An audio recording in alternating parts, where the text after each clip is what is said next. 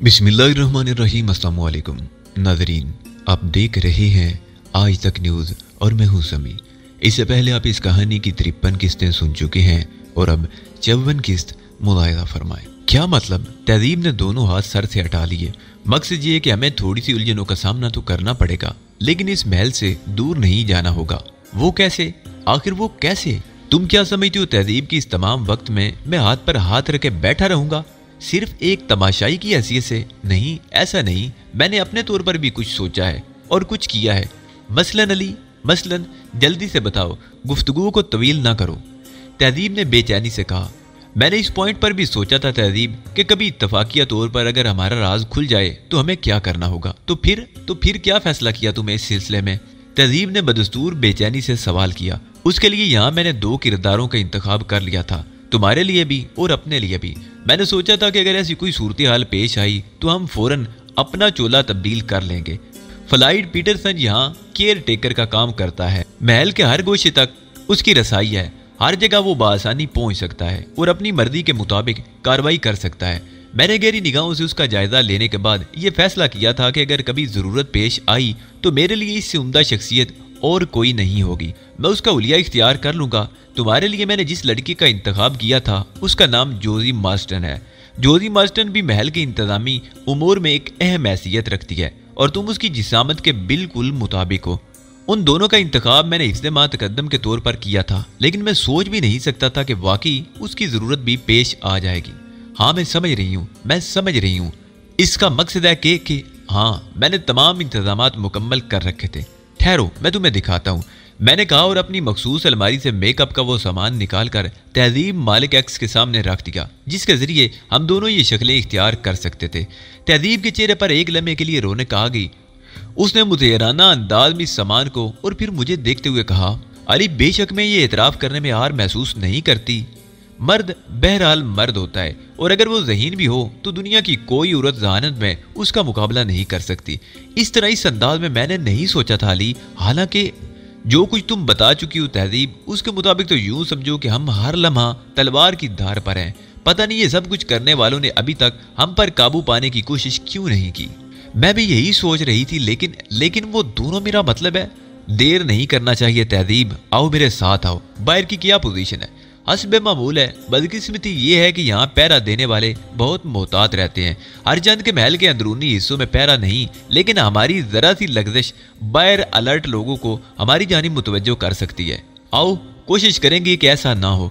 पिस्तौल है तुम्हारे पास? हाँ है। तहजीब ने अपना ऑटोमेटिक पिस्तौल निकाल कर मुझे दिखाते हुए कहा, जिसकी नाल पर साइलेंसर फिट था। गुड, आओ, मैंने कहा और मैं तहजीब के साथ बाहर निकल आया। जोजी मार्स्टन का कमरा महल के आखिरी गोशे में था। बैरूनी इलाके में फ्लाइड पीटरसन रहता था। जोजी मार्स्टन पर तो आसानी से काबू पाया जा सकता था, लेकिन फ्लाइड पीटरसन के लिए जरा मेहनत करना थी। पहले हमने जोजी ही का इंतखाब किया और तय ये किया कि उसके बाद फ्लाइड पीटरसन के लिए कोई मौसर कदम उठाया जाए। जोजी के दरवाजे पर कई बार दस्तक देना पड़ी, फिर वो आंखें मलती हुई दरवाजे तक आई और उसने दरवाजा खोल दिया, लेकिन उसके बाद उसे सांस लेने की मोहलत न मिली। मैंने उस पर काबू पा लिया और कनपटियों पर दबाव डालकर चंद लम्हात में उसे बेहोश कर दिया। उसके बाद उसके बेहोश जिस्म को अपने कमरे तक लाना ज्यादा मुश्किल काम नहीं था। अक्सर कमरों में तारीकी फैली हुई थी। 1-2 कमरे रोशन भी थे, लेकिन वो इतने फासले पर थे कि हमारे कदमों की चाप वहां तक नहीं पहुंच सकती थी। जोजी को अपने कमरे में लाने के बाद हमने उसे बिस्तर पर लिटा दिया और मैं तहजीब मालिक एक्स के चेहरे पर मेकअप करने में मसरूफ हो गया। तहजीब खामोश बैठी हुई थी। उसके बदन में हल्की हल्की लर्जिश नुमायां थी। मैंने उसे उसके लिए सरजंश की तो उसने फीके से अंदाज में मुस्कुराते हुए कहा, तुम जानती हो अली, मैं इतनी कमजोर तबीयत की मालिक नहीं हूँ, लेकिन न जाने क्यों इन हालात में मुझे एक अजीब सा खौफ महसूस हो रहा है। कोई बात नहीं तहजीब, खुद को संभालो तहजीब, हम तो इससे भी ज्यादा खतरनाक काम अंजाम देने के लिए तैयार रहते हैं। मैंने कहा, हाँ बस मैं अपनी इस कैफियत पर काबू पाने की कोशिश कर रही हूँ अली। शायद मेरे अंदर एक और जज्बा जाग उठा है। शायद अली मैं अब बिल्कुल ही नाकारा हो जाऊं। क्यों?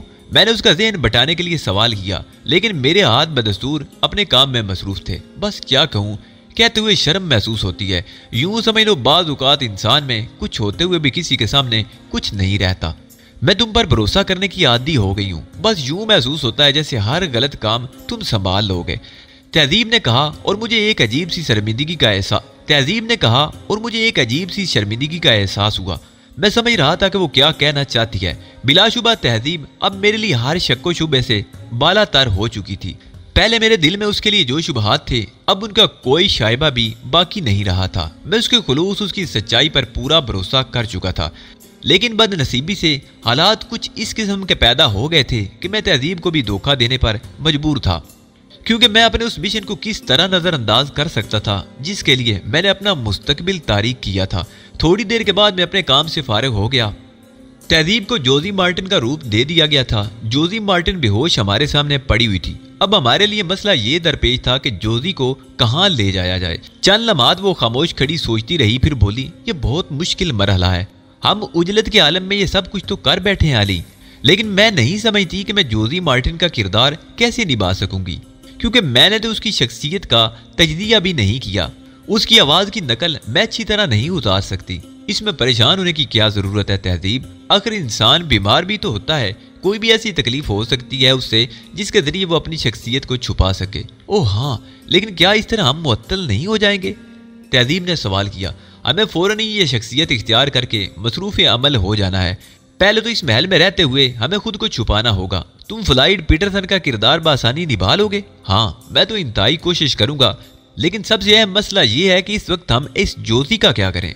मैं भी यही सोच रही हूँ। एक मुनासिब जगह हमारी खुफिया पनागाह भी है जहाँ कैथी ब्राउन को कैद किया गया था, लेकिन कोई शख्स वहां जाकर हमारे खिलाफ कार्रवाई कर चुका है और वह जगह उसके इल्म में आ चुकी है। बेहतर यह है कि इन दोनों को फौरी तौर पर वहां भिजवा दिया जाए जहां वाल्टो मुबाई को रखा गया है। वो जगह कम अज कम अभी तक महफूज है, वरना वाल्टो मुबाई को भी रिहा कराने की कोशिश की जाती। मैं सोच में डूब गया। फिर मैंने कहा, लेकिन मसला तो यही है कि इसे यहाँ से निकाल कर किस तरह ले जाया जाए। खैर, इस सिलसिले में कुछ न कुछ किया जाएगा। फिलहाल इसे यहीं रहने दिया जाए। अभी हमारे पास रात बाकी है। मैं अब फ्लाइड पीटरसन की तरफ जा रहा हूँ। तुम यहाँ मेरा इंतजार करो। मेरा ख्याल है मैं इस सिलसिले में तुम्हारी मदद कर सकती हूँ, तहजीब ने कहा। वो कैसे? मैं भी तुम्हारे साथ चलती हूँ, बल्कि तुम यहीं रहो। मैं खुद जाकर फ्लाइड पीटरसन को बुलाकर यहाँ ले आती हूँ। उससे कहूंगी कि मिस्टर मिकवाई ने मुझे तुम्हारे पास भेजा है। उन्हें कोई ऐसी जरूरत पेश आ गई है कि जिसके लिए वो तुमसे कुछ पूछना चाहते हैं। तहजीब, ये काम तुम आसानी से कर लोगी? हाँ, कोशिश करूंगी, तहजीब ने अलर्ट होकर कहा। मैंने उसकी बात को तस्लीम कर लिया था। ये एक बेहतर तरकीब थी। चुनाचे वो एहतियात से बाहर निकल गई। मैं ये सोचता रहा कि दोनों बेहोश जिस्मों को यहाँ से निकालने में क्या दुश्वारियां पेश आ सकती हैं और किस तरह हम अपना काम ये अंजाम दे सकते हैं। फ्लाइड पीटरसन चूंकि केयर टेकर था, इसलिए महल के हर गोशे में उसके गार्ड ड्यूटी देते थे और उसकी हैसियत बड़ी मुस्तहकम थी। मुमकिन है इस तरह हमें कुछ आसानी हो जाए। इंतजार के ये लम्हात बड़े सब्र आजमा थे। इस दौरान मैं मुसलसल अपने काम के बारे में सोचता रहा था। बेहोश जोजी को मैंने मसहरी के नीचे खिसका दिया था और उसके मुंह में कपड़ा ठूंसकर एक पट्टी बांध दी और दोनों हाथ पीछे की तरफ कसकर बांध दिए, ताकि अगर वो होश में आ जाए तो फ्लाइड पीटरसन के सामने कोई गड़बड़ ना कर सके। तकरीबन 15 मिनट के बाद मुझे कदमों की चाप सुनाई दी और फिर तहजीब ने दरवाजा खोलकर फ्लाइड पीटरसन को अंदर चलने को कहा। वो खुद भी उसके पीछे अंदर आ गई थी। फ्लाइड पीटरसन मेरे सामने मुअद्दब हो गया। उसके चेहरे पर शदीद तशवीश के आसार नजर आ रहे थे। वैसे भी वो नींद के आलम से उठकर आया था और लिबास भी शायद उसने जल्दबाजी में पहना था। फरमाइए मिस्टर मिकवाई, खैरियत तो है इस वक्त? उसने घबराए हुए लहजे में कहा। कोई खास बात नहीं है फ्लाइड। दरअसल तुम जानते हो कि महल की सूरत हाल इन दिनों कैसी चल रही है और कुछ लोगों को यहाँ से एक दूसरी जगह मुंतकिल करना है, लेकिन इतनी खामोशी से कि किसी को अंदाजा तक न हो सके। और इसके लिए तुमसे बेहतर मशवरा देने के लिए और कौन हो सकता है? इसलिए मैंने तुम्हें यहाँ बुलाया है। आप मुतमईन रहिए मिस्टर मिकवाई, मैं आपकी हर खिदमत के लिए हाजिर हूँ, फ्लाइड ने जवाब दिया। लेकिन फ्लाइड, मैं ये चाहता हूं कि हमारी इस कार्रवाई का किसी को कानो कान खबर ना हो, क्योंकि गेट पर तुम्हारे आदमी मौजूद हैं। उनका क्या करोगे? आप ये चाहते हैं मिस्टर मिकवाई कि मेरे आदमियों को इस बारे में कोई इल्म ना हो सके? हाँ, बहुत ही खुफिया काम है फ्लाइड, इसलिए तुम्हारे अलावा किसी और पर मैं भरोसा नहीं कर सकता। फ्लाइड कुछ देर सोचने लगा, फिर उसने आहिस्ता से कहा, तब फिर इसके लिए हम बगली दरवाजा इस्तेमाल कर सकते हैं जनाब। मैं अपने आदमियों को हदायत दे देता हूं कि वो फ्रंट पर पहुंच जाएं। इस दौरान हम बगली दरवाजे पर इंतजामात किए लेते हैं, वहां से काम आसानी से हो सकता है। लेकिन फ्लाइट, ये इतना आसान तो नहीं होगा। बगली दरवाजा इतना बड़ा तो नहीं कि वहां से गाड़ी गुजारी जा सके। गाड़ी पहले वहां से पहुंचाई जा सकती है जनाब। वो किस तरह? मैं इस सिलसिले में बंदोबस्त कर सकता हूँ। खाली गाड़ी लेकर यहाँ से निकल जाता हूँ, उसे बगली दरवाजे पर खड़ा कर दूंगा और उसके बाद दरवाजा खोलकर अंदर आ जाऊंगा। उसकी चाबी सिर्फ मेरे पास ही रहती है। फ्लाइट ने जवाब दिया और मैंने तहजीब मालिक एक्स की जानिब देखा। तहजीब ने आंख के इशारे से कहा कि ये सूरत हाल नहायत मौजू है। मकसद यही था कि फ्लाइट अगर खुद जाएगा तो उसके गार्ड उस पर कोई शुबा नहीं करेंगे और हम अपना काम उस वक्त मुनासिब तौर पर कर सकेंगे जब फ्लाइट गाड़ी वहां पहुंचाकर वापस आएगा, और जब वो गेट से बाहर निकलेगा तो गार्ड को कोई शुबा नहीं हो सकेगा, और जब हम अपना काम करके वापस आएंगे तो गार्ड यही समझेंगे कि फ्लाइट जिस काम से गया था उसको अंजाम देकर वापस आया है। चुनाचे ये तजवीज़ मुझे मौजू तरीन मालूम हुई। मैंने फ्लाइट से कहा, शुक्रिया मिस्टर फ्लाइट, तुम फौरी तौर पर अपना ये काम अंजाम दे लो। बेहतर ये होगा कि कोई बंद गाड़ी हो जिसमें हम बआसानी इन लोगों को ले जा सकें। मेरे पास एक लैंड ओवर है जनाब, जो मेरे अपने इस्तेमाल में रहती है। आप इंतजार कीजिए, मैं 10 मिनट में यह काम अंजाम देकर वापस आता हूँ, फ्लाइट ने कहा और मुझसे इजाजत लेकर बाहर निकल गया। वो निगाहों से उजल हो गया तो मैंने पलट कर तहजीब मालिक एक्स से कहा, खुशकिस्मती से यह काम तो बड़ी आसानी से अंजाम पा गया। इस सिलसिले में तुम्हारे ज़हन में मजीद कोई तजवीज़ हो तो बताओ। नहीं, मैं तो हैरान हूँ कि इतनी खूबी से यह सब कुछ कैसे हो गया। फ्लाइट हमारे लिए वाकई एक कारामद मोहरा साबित होगा, लेकिन मसला सिर्फ इतना सा है कि इन दोनों को बगली दरवाजे से बाहर पहुंचाने में दिक्कत पेश आएगी। अब इतना खतरा तो मोल लेना ही पड़ेगा तहजीब, मैंने कहा। फिर हम लोग फ्लाइट की वापसी का इंतजार करने लगे। हमारे दरमियान ये तय पा गया था कि इस मामले से निमटकर तहजीब जोजी की हैसियत से अपने कमरे में पहुंच जाएगी और वहां जाकर बीमार पड़ जाएगी। मैं फ्लाइट पीटरसन के क्वार्टर में जाकर आराम करूंगा और उसके बाद हमारी दोबारा मुलाकात उस वक्त होगी जब सूरत हाल हमारे काबू में आ जाएगी। और भी बहुत सी बातें ज़ेरे बहस रहीं। मसलन तहजीब ने कहा कि कैथी ब्राउन और मिकवाई की अचानक गुमशुदगी क्या सब के लिए परेशान कुन नहीं होगी, जिस पर मैंने कहा कि वो उस शख्स को भूल रही है जो मिकवाई की हैसियत से वहां पहुंचा था और कैथी ब्राउन को निकाल लाया था। क्या वो शख्स यहाँ रहने वालों में से कोई नहीं होगा? मुमकिन है जनरल टेरेस हो या मुमकिन है कोई और हो। इसलिए हमें तो सिर्फ ये देखना होगा कि बाद के हालात क्या रहते हैं। थोड़ी देर के बाद हमने दूर से फ्लाइट को आते हुए देखा। वो मोहतात अंदाज में आ रहा था। वापस आकर उसने कहा कि मैंने तमाम गार्ड की ड्यूटी तब्दील कर दी है, अब बगली रास्ते की सिमत जाने में कोई दिक्कत नहीं होगी। यहाँ से हम उन लोगों को बआसानी निकाल सकते हैं जनाब जिन्हें आप महल से कहीं मुंतकिल करना चाहते हैं। शुक्रिया, तुम्हारा ये ताउन हमेशा याद रखा जाएगा।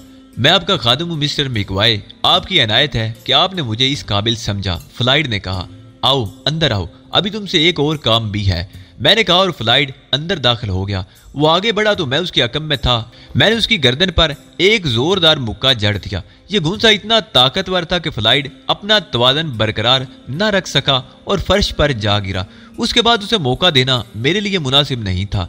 तहजीब ने जल्दी से दरवाज़ा बंद कर दिया था। मैंने उसकी कनपटियों पर शदीद दबाव डाला और चंद लम्हात के बाद उसका बदन ढीला पड़ गया। तब मैंने उसे पलट दिया। फ्लाइट की आंखें बंद थी, वो बेहोश हो चुका था। उसके फौरन बाद ही मैंने अपने काम का आगाज कर दिया था। तहजीब इस सिलसिले में मेरी मदद कर रही थी।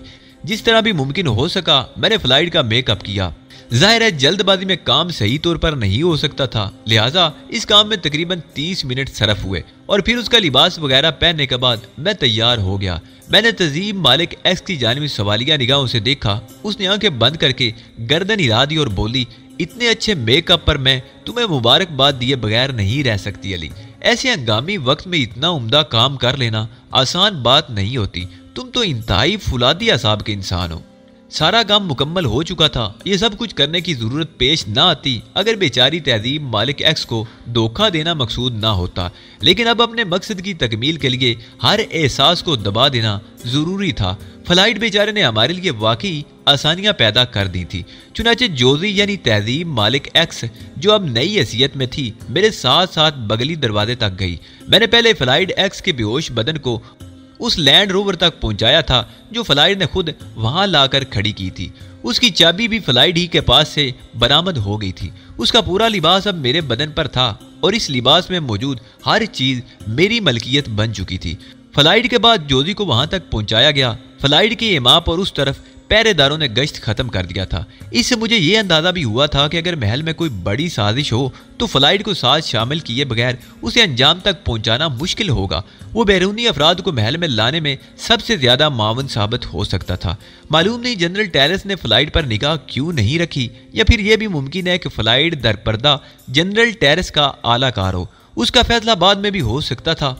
इस काम से फारिग होने के बाद मैंने तहजीब से कहा कि अब वो जोजी के कमरे में चली जाए और मेरे कमरे का रुख ना करे।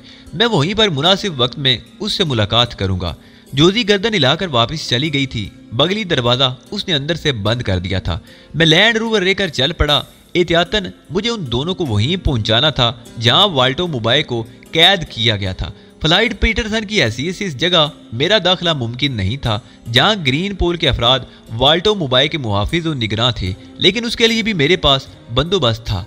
ग्रीन पोल का मखसूस कार्ड मैंने एहतियातन अपने पास रख लिया था ताकि उसके जरिए मुझे इस काम में दिक्कत ना हो। पूरी कार्रवाई में तकरीबन 2 घंटे सर्फ हो गए थे और जब मैं लैंड रोवर में वापस पहुंचा तो काफी देर हो गई थी। थकन से बुरा हाल था। पहरेदारों ने दरवाजे पर इशारा दिया और मैंने लैंड रोवर को उसकी मखसूस जगह पर खड़ा कर दिया जो पीटरसन की रिहाइशगाह के बिल्कुल करीब थी। उसके बाद मुझे फ्लाइट की रिहाइशगाह पर ही आराम करना था। मैं जानता था कि सोना नसीब नहीं होगा क्योंकि कुछ देर बाद फ्लाइट पीटरसन की ड्यूटी शुरू हो जाती थी। एक मसला यह था कि फ्लाइट पीटरसन की रिहाइशगाह में कितने मेंबर मौजूद हैं, उनके बारे में भी अंदाजा लगाना जरूरी था। लेकिन जब मैं वहां दाखिल हुआ तो यह देखकर मेरी खुशी का ठिकाना न रहा कि फ्लाइट पीटरसन तन्हा रहता था। उसके अहले खानदान यहाँ मौजूद नहीं थे। गलतियां हो ही जाती हैं। इस सिलसिले में तहजीब से भी मालूमात हासिल करनी चाहिए थी, लेकिन जो कुछ हुआ इतनी जल्दबाजी में और इस तरह हुआ कि बाज़ जुज़ियात पर नजर नहीं गई। लेकिन तकदीर साथ दे रही थी और अब तक जो कुछ हुआ था वो मेरी मर्जी के मुताबिक था। अब देखना यह था कि इसके बाद क्या सूरत हाल रहती है। काफी देर तक बैठकर वक्त गुजारा। सोचता रहा कि फ्लाइट पीटरसन की शख्सियत के बारे में बहुत ज्यादा मालूमात नहीं थी। ये तक नहीं जानता था मैं कि वो यहाँ तन्हा रहता था। इन हालात में सूरत हाल को काबू में रखना बेहद मुश्किल काम था, लेकिन खुद को तकदीर के हवाले कर दिया था। अब जो कुछ भी होगा देखा जाएगा। सुबह को उठकर गार्ड की ड्यूटियां तब्दील की और जरूरी अमूर की निगरानी करने लगा ताकि मामूलात में तब्दीली महसूस ना हो। अपनी दानिश्त में मैं अपना किरदार बखूबी निभा रहा था। महल के अंदरूनी गोशों में भी गया। बज़ाहिर हालात पुरसुकून थे और अब तक मिकवाए या कैथी ब्राउन की गुमशुदगी के सिलसिले में किसी किस्म की तशवीश का एहसास नहीं हो सका था।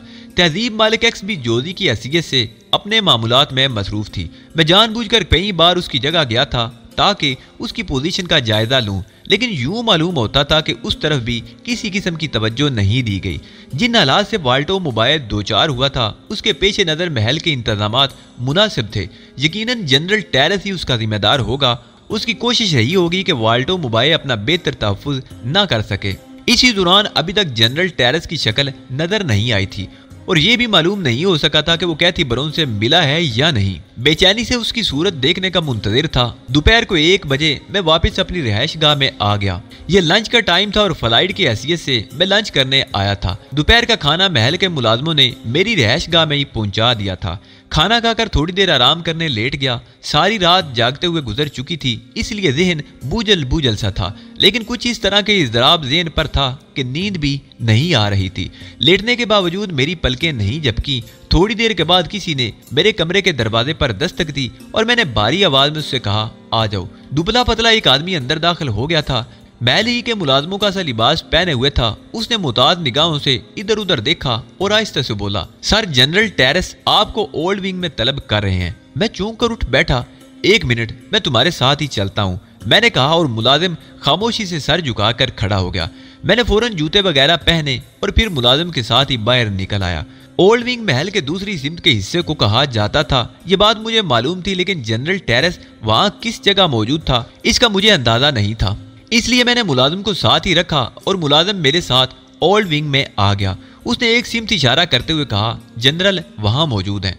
मैं खामोशी से उस सिमत बढ़ गया, लेकिन ये थोड़ा सा फासला मेरे लिए बड़ा ही सिनसिनीखेज था। जनरल टेरेस ने खास तौर से फ्लाइट को तलब किया था। उसका मकसद ये था कि मेरे शकूक व शुबात किसी हद तक दुरुस्त थे, यानी फ्लाइट जनरल टेरेस के आदमियों में से था। ये बहुत उम्दा बात थी। अब देखना यह था कि जनरल टेरेस कैथी ब्राउन से मिला है या नहीं, और अगर मिला है तो उसके तासरात क्या हैं। लेकिन फ्लाइट की हैसियत से मैं उससे ये बात नहीं मालूम कर सकता था ताहम मैंने कुछ फैसले किए और बिलाखिर जनरल के कमरे का दरवाजा खोलकर अंदर दाखिल हो गया। जनरल ने उस जगह अपना बाकायदा दफ्तर बना रखा था। बहुत शानदार डेकोरेशन की गई थी इस दफ्तर की। एक बड़ी सी शीशे की मेज के पीछे जनरल टेरेस बैठा हुआ था। मैं अंदर दाखिल हुआ तो उसने आहिस्ता से कहा, दरवाजा बंद कर दो फ्लाइड। मैंने पलटकर दरवाजा बंद कर दिया और जनरल के सामने पहुंच गया। क्या सूरत हाल है? हस्बे मामूल जनाब, कोई तब्दीली नहीं। ये बताओ मिकवाई की क्या पोजीशन है और वो कहाँ है? उन्हें रात से नहीं देखा गया जनाब, मैंने जवाब दिया। जनरल को मेरी आवाज पर शुबा नहीं हो सका था। उसके चेहरे पर खासी उलझन नजर आ रही थी। कैथी बुरोन भी मौजूद नहीं। वो बोला, मैडम के बारे में मैंने कोई अंदाजा नहीं लगाया। फ्लाइट सूरत हाल बेहद खौफनाक हो गई है। हमें फौरी तौर पर मिस्टर मिकवाई से मिलना है। किसी तरह तुम उसके बारे में कुछ पता लगा सकते हो? आप जो हुक्म दें जनाब, मैंने जवाब दिया। महल के अंदर कोई ऐसी नकलो हरकत तो नहीं देखी जिसे तुमने अजनबी महसूस किया हो? बज़ाहिर तो ऐसी कोई बात नहीं, मैंने जवाब दिया और दफतन जनरल चौंक कर मुझे देखने लगा। शायद पहली बार उसे मेरी आवाज पर कुछ शक हुआ था। वो मुझे घूरता रहा और फिर उसके अंदाज में एक नुमायां तब्दीली पैदा हो गई। इधर आओ, मेरे सामने बैठो, उसने कहा और मैं आहिस्ता आहिस्ता चलता हुआ उसके करीब पहुंच गया। मेज के सामने पड़ी हुई कुर्सी को खिसकाते हुए मैंने हिचकिचाहट का मुजाहरा किया, लेकिन बैठ गया। जनरल खामोशी से मुझे देख रहा था और फिर दफातन उसका मेज के पीछे से पोशीदा हाथ बुलंद हुआ और उसमें मैंने इशारिया 3-8 का पिस्तौल चमकते हुए देखा। स्याह रंग के पिस्तौल की नाल का रुख मेरी जानिब ही था। जनरल की आंखें खौफनाक होती जा रही थी। कौन हो तुम? उसकी फुनकारती हुई आवाज सुनाई दी। मैं नहीं समझा जनरल, मैंने हैरान होने वाले अंदाज में कहा। मैं तुम्हें सिर्फ 10 सेकंड की मोहलत देता हूँ, तुम फ्लाइट नहीं। फौरन बताओ तुम कौन हो, वरना ये कमरा साउंड प्रूफ है। मेरे होंठों पर मुस्कुराहट फैल गई, जिसे देखकर जनरल का चेहरा होंको जैसा हो गया। फिर उसके चेहरे पर सख्त जुनून के आसार नजर आने लगे। 1 2 3 उसने गिनना शुरू किया और मैंने दोनों हाथ बुलंद कर लिए। प्लीज जनरल, प्लीज पिस्तौल रख लीजिए। आपका अंदाजा दुरुस्त है। मैं आपकी गहरी निगाहों की दाद देता हूँ। किसी और को मुझ पर कोई शुबा नहीं हो सका, लेकिन बहरहाल जनरल टेरेस मामूली जानत का आदमी नहीं है। कौन हो तुम? जनरल ने गर्राती हुई आवाज में पूछा। आपका दोस्त मिकवाई, मैंने जवाब दिया। ताज़ा सूरत हाल के लिए मैं पूरी तरह तैयार था। अगर जनरल मेरी इस हैसियत को तस्लीम नहीं करता तो फिर उसे बदतरीन खसारे से दो चार होने के लिए तैयार हो जाना चाहिए था। जाहिर है मैं अपनी शख्सियत को मंजर आम पर नहीं ला सकता था। क्या मतलब? मेरे इस इजहार ने जनरल के हाथ में एक लम्हे के लिए लर्जिश पैदा कर दी थी। मैं मिकवाई हूँ जिसने आपसे मुलाकात की थी और जिसने आपको ये पैगाम दिया था जनरल के साउथ पार्क हेवन में कोई आपका मुंतजिर है। ओह, नाकाबिले यकीन, लाजवाब। जनरल ने पिस्तौल मेज पर रख दिया और अपनी कुर्सी खिसका कर खड़ा हो गया। फिर बोला, मुझे यकीन दिला दो कि तुम पार्कर हो, उसके बाद ही मैं तुमसे खुलकर गुफ्तगू कर सकूंगा। तुमने वाकई मुझे चकरा कर रख दिया है। जनरल, अगर आप हुक्म देते हैं तो मैं अपना ये मेकअप उतार देता हूँ, लेकिन उसके बाद मुझे दोबारा मेकअप करना होगा। ताज्जुब है, फ्लाइट कहाँ गया ये बताओ। जनरल, पहले मुझे आपसे कुछ सवालात करने हैं। बराए करम इसे गुस्ताखी ना ख्याल करें, बल्कि एक जरूरत समझे। हाँ कहो, क्या कहना चाहते हो? मैडम ब्राउन से आपकी मुलाकात हो गई? हाँ, और जब भी मैंने कहा कि अपने पार्को होने का यकीन दिला दो, मैडम ने आपको यह भी बता दिया होगा कि किस तरह मैं उन्हें कैद से निकाल कर लाया हूँ। हाँ, जनरल टेरेस की मुठ्ठियां बार बार बिंच रही थी। वो कड़ी निगाहों से मुझे घूरे जा रहा था। गालबन उसे मेरे ऊपर यकीन नहीं आ रहा था। और ये भी बता दिया होगा जनरल के मेरे मकासद क्या हैं। हाँ टेरेस, हाँ, उसने बिलाकर ढीला पड़ते हुए कहा। जनरल, ये जगह हमारी गुफ्तगू के लिए महफूज है? कत्ती महफूज है, जनरल टेरेस ने जवाब दिया। तो फिर आपको मुख्तसर तफसील बताए बगैर कोई चारा नहीं। वो लड़की जो ग्रीन पोल की नुमाइंदा कैथी ब्राउन की हैसियत से यहाँ मौजूद थी, ग्रीन पोल वाल्टो मोबाइल के लिए काम कर रही है, और मैं भी उस वक्त तक उससे मुखलिस था जब तक कि ये बात मेरे इल्म में नहीं आई थी कि वाल्टो मोबाइल यहूदियों का आला कार है। मेरा ताल्लुक तंजीम आज़ादी फ़लस्तीन से है जनरल, और मैं उसके लिए काम करता हूँ। फिर भला ये किस तरह मुमकिन था कि मैं वाल्टो मोबाइल के हक में काम करूं? यहाँ से मैं ज़हनी तौर पर ग्रीन पोल से अलग हो गया, लेकिन ग्रीन पोल के लिए जो लड़की काम कर रही है, मैं उसके साथ भी कोई बड़ी ज्यादती नहीं कर सकता। कम अज कम उसे नुकसान नहीं पहुंचा सकता, वरना शायद मैं उसे खत्म कर देता। और उसे मुतमईन रखने के लिए ये जरूरी था कि मैं मिकवाई की हैसियत तरक कर दूं और उसे भी उसकी हैसियत से हटा दूं। आप गालिबन इन बारीकियों को समझ रहे होंगे। मैंने फ्लाइट की हैसियत इख्तियार कर ली, और ये सिर्फ इत्तफाक है जनरल कि फ्लाइट भी आपका आदमी निकला। मेरा ख्याल है इस हद तक बता देना काफी है। उसके बाद आप खुद ही सूरत हाल का अंदाजा लगा लेंगे। डियर पार्को, मैं तुमसे सिर्फ एक बात कहना चाहता हूँ, ये कि मैं तुम्हारे साथ मुकम्मल ताउन के लिए तैयार हूँ। अब मुझे तुम पर एतबार आ चुका है। तुम जिस तरह चाहोगे मैं तुम्हारी जरूरियात के मुताबिक अमल करूंगा। मेरा ख्याल है हमारे तुम्हारे दरमियान ये गुफ्तगू यहाँ पर काफी है। मुझे बताओ कि तुम अब से लेकर साउथ पार्क हेवन कैसे पहुंच सकते हो, क्योंकि वहां पर तफसीली गुफ्तगू होगी। जो वक्त आप मुझे दें जनरल, तो फिर रात के ठीक 10:30 बजे मैं तुम्हारा साउथ पार्क में इंतजार करूंगा। बस अब तुम जाओ और यहाँ के हालात पर निगाह रखो, हमारी बाकी गुफ्तगू बाद में होगी। जनरल ने कहा और मैं उसके सामने से उठ गया। जनरल ने मुझ पर मुकम्मल एतमाद कर लिया था। मैं उसे सलाम करके बाहर निकल आया, क्योंकि जनरल टेरेस को मैंने शीशे में उतार लिया था और अब तक जो मैंने इकदामात किए थे मेरी दानिश में तसल्ली बख्श थे। अगर मेरे दिलो दिमाग में कोई तकलीफ दे एहसास उभरता था तो वो तहजीब के लिए था, क्योंकि वो ग्रीनवाल की तरफ से मुकम्मल जिम्मेदारी के साथ काम कर रही थी और ये मैं नहीं जानता था कि नाकामी उसके लिए क्या अजाब लाए। मुमकिन है उसे जिंदगी से हाथ धोना पड़े और मुमकिन है ग्रीन पोल उसे इस नाकामी के बदले मौत के घाट उतार दे, और ये सब कुछ मेरी वजह से, सिर्फ मेरी वजह से वो मारी जाएगी। और अगर वो मुझ पर इस कदर एतमाद ना करती तो शायद इस तरह ना फंसती। आखिर उससे कबल वो काम करती ही रही थी, लेकिन मेरे ذहन में जो मिशन था मैं उसके लिए सब कुछ कुर्बान कर सकता था। मैं जोजी की तलाश में चल पड़ा। वो अपने कमरे में मौजूद नहीं थी। कई जगह उसे तलाश किया लेकिन वो नहीं मिली। मुझे तशवीश हो गई वो किसी मुसीबत में तो नहीं फंस गई। रात तक ज़हन में धुआं सा भरा रहा और फिर तकरीबन 8:30 बजे मुझे तहजीब मालिक एक्स जोजी के रूप में नजर आई। वो बेहद मुतमईन नजर आ रही थी, जैसे कोई खास बात ना हुई हो। मैंने फौरन उसे जा लिया। उसने मादरत अमेज अंदाज में कहा, सॉरी डियर, दरअसल तुम्हें इतला दिए बगैर जाना पड़ा। ग्रीन पोल की तरफ से एक फौरी मीटिंग बुलाई गई थी और मेरे पास ज्यादा वक्त भी नहीं था। मैंने तुम्हें तलाश भी किया सिर्फ इसलिए कि तुम्हें उस मीटिंग में शिरकत की इतला दे दूं, लेकिन तुम नहीं मिले तो मैं चली गई। मीटिंग में तुम्हें ले जाना किसी तौर मुनासिब नहीं था। कोई हर्ज नहीं है तहजीब, मैं सिर्फ तुम्हारी अदम मौजूदगी में परेशान हो गया था और ये सोचने लगा था कि तुम किसी मुसीबत का शिकार ना हो गई हो। मैंने कहा, नहीं अली, ऐसी कोई बात नहीं थी। तहजीब ने कहा और फिर पेशकश की, आओ बाग की तरफ चलते हैं। यहाँ के हालात पर खुसूसी निगाह रखी जाती थी, खास तौर से उन लोगों पर जो इस महल में मुस्तकिल तौर पर रिहाइश पजीर थे और यहाँ के तमाम मामलात के राजदार भी थे। मैंने अंदाजा लगाया था कि फ्लाइड पीटरसन की हैसियत से किसी को मुझ पर कोई शुबा नहीं हो सका। जनरल टेरेस की तरफ से ही खदशात हो सकते थे और उससे मेरा मामला तय हो चुका था। बाग में पहुंचकर जोधी ने कहा, दरअसल हालात अभी तक कोई ऐसा रुख इख्तियार नहीं कर सके जिन्हें इत्मीनान बख्श कहा जा सके। ग्रीन पोल को वाल्टो मोबाइल की तरफ से वो तमाम वाजिबात अदा कर दिए गए हैं जो इस सिलसिले में हो सकते थे, इसलिए टू को फौरी तौर पर यहाँ आना पड़ा और उसी ने मुझे तलब किया था। मीटिंग हो गई। हाँ, टू का ख्याल है कि मामलात बहुत ज्यादा उलझे हुए हैं और मैं अपनी कोशिश में किसी हद तक नाकाम रही हूँ। मैंने तमाम सूरत हाल टू के सामने पेश कर दी थी। उसने यही कहा कि मेरे इकदामात पायदार नहीं है। कैथी बरोन की गुमशुदगी हमारे पूरे प्लान को फेल कर सकती है। मैंने टू के सामने जनरल टेरेस का मामला भी पेश किया और टू ने शिद्दत से अपने इस खदशे का इजहार किया कि अगर जनरल टेरेस ही इन मामलात में पसे पुश्त है तो फिर सूरत हाल इंतहाई खतरनाक हो जाएगी। उसकी तरफ से मुझे कुछ हिदायत मिली हैं जिन पर अमल करते हुए तमाम सूरत हाल को संभालना है। गोया अब ये मामला टू के हाथ में चला गया। मैंने तहजीब मालिक एक्स से पूछा, हाँ, और मेरा ख्याल है अली, ये बुरा नहीं हुआ। कम अज कम अब मुकम्मल तौर पर मैं जिम्मेदार नहीं रही। कैथी बरोन की गुमशुदगी के बाद सूरत हाल बेहद खौफनाक हो गई है। जब तक वो दोबारा हमारे हाथ नहीं आ जाती हम पूरे एतमाद के साथ कोई काम नहीं कर सकते, क्योंकि हमें तो ये भी नहीं मालूम कि कैथी को वहां से ले जाने वाला कौन था और वो लोग किस हद तक हालात से वाकिफ हो गए हैं। बात तो ठीक है, फिर अब क्या प्रोग्राम है?